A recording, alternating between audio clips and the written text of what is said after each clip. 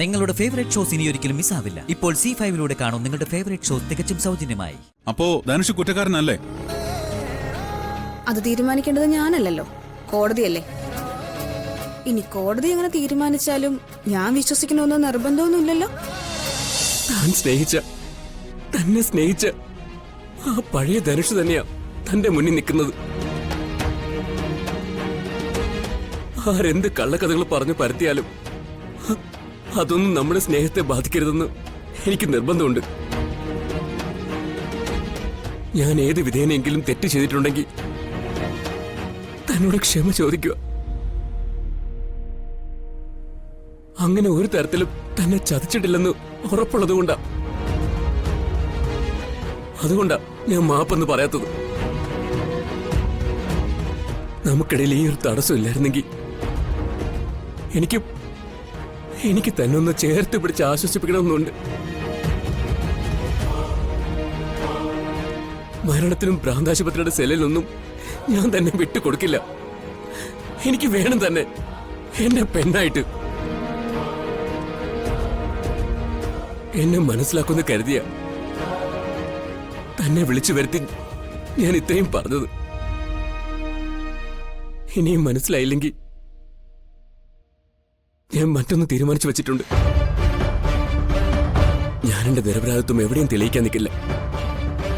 അർച്ചന ആരോപിച്ചതൊക്കെ ഞാൻ കോടതിയിൽ സമ്മതിക്കും.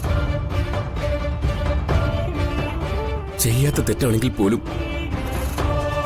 അതിന് ഞാൻ ജീവപര്യന്തം ശിക്ഷ വാങ്ങും. സ്നേഹമില്ലാത്ത പുറം ലോകം ധനുഷിന് ശൂന്യമാണ്.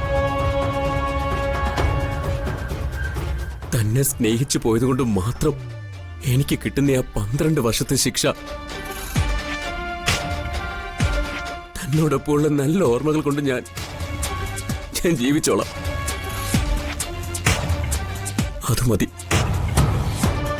മതി എനിക്ക്.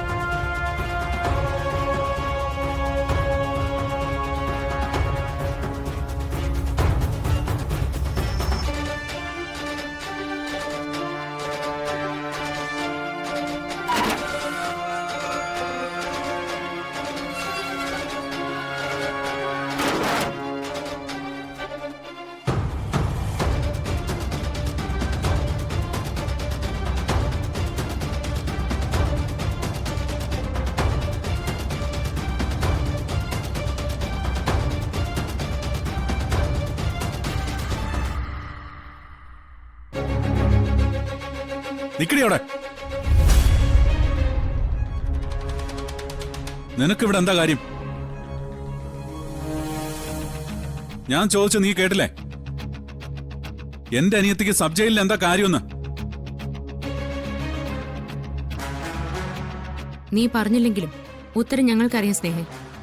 നീ ഇപ്പൊ കണ്ട് സംസാരിച്ചവനകത്ത് കിടക്കുന്നതേ നിന്റെ ഈ നിൽക്കുന്ന ചേട്ടനെ തട്ടിക്കൊണ്ടുപോയി ഉപദ്രവിച്ചതിന്റെ പേരിലാ. അങ്ങനെയുള്ള ഒരുത്തനെ നീ കാണാൻ വന്നത് തന്നെ തെറ്റാ. നിനക്കറിയില്ലേ അവന്റെ സ്വഭാവം എങ്ങനെയുള്ളതാണെന്ന്? എന്നിട്ടും നീ ആ ഫ്രോഡിനെ കാണാൻ വന്ന എന്തിനാ? ഫ്രോഡ് ആരാന്നൊക്കെ എനിക്കിപ്പോ മനസ്സിലായി വരുന്നുണ്ട്. ഞാനിവിടേക്ക് വന്നില്ലായിരുന്നെങ്കിൽ ചിലപ്പോ ഞാനും വിശ്വസിച്ചേനെ ധനുഷ് കുറ്റക്കാരനാണെന്ന്. അപ്പോ ധനുഷ് കുറ്റക്കാരനല്ലേ? അത് തീരുമാനിക്കേണ്ടത് ഞാനല്ലല്ലോ, കോടതിയല്ലേ. ഇനി കോടതി എങ്ങനെ തീരുമാനിച്ചാലും ഞാൻ വിശ്വസിക്കണമെന്നോ നിർബന്ധമൊന്നുമില്ലല്ലോ. നീ എന്തൊക്കെ ഭ്രാന്തമോളെ പറയുന്നേ? ഞാൻ പറയുന്നത് എന്താന്നേ എനിക്ക് നല്ല ബോധ്യമുണ്ട്. നീ ഇപ്പൊ ഈ കാണിച്ചതിന്റെ ശരിയും തെറ്റുമൊക്കെ നമുക്ക് വീട്ടിൽ ചെന്ന് സംസാരിക്കാം. ഇപ്പൊ നീ വന്ന് വണ്ടി കയറ്. ഞാൻ വരുന്നില്ല. ഇങ്ങോട്ട് വന്ന പോലെ ഞാൻ തിരിച്ചു പൊക്കോളാം. ഞാൻ പോകുന്നതിന്റെ പുറകേക്ക് നിങ്ങൾ എന്തിനാ വരുന്നേ? ഇനി നീ ഇവിടെ ഒന്ന് സംസാരിച്ചാലേ പരിസരം ഞാൻ നോക്കില്ല. അടിച്ചു നിന്റെ കരണക്കുറ്റി ഞാൻ പൊട്ടിക്കും.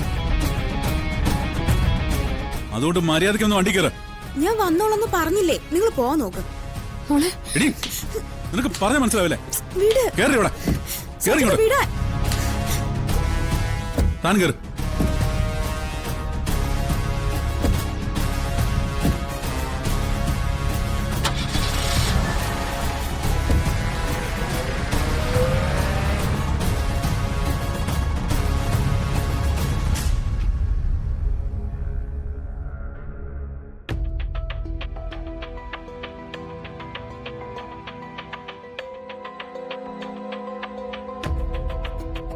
ധനുഷും സ്നേഹം തമ്മിൽ ജയിലിൽ വെച്ച് കണ്ട് എന്തായിരിക്കും സംസാരിക്കുന്നത്? വീണ്ടും അവള് ധനുഷിനോട് അടുക്കുവോ?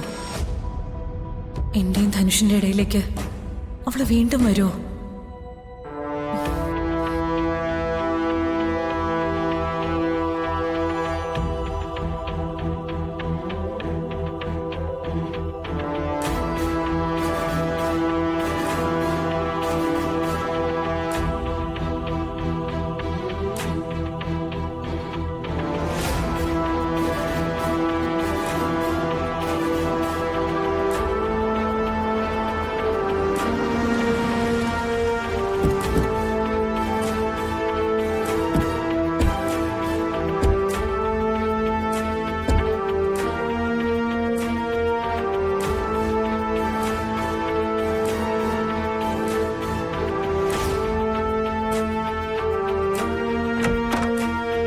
നിക്കേ,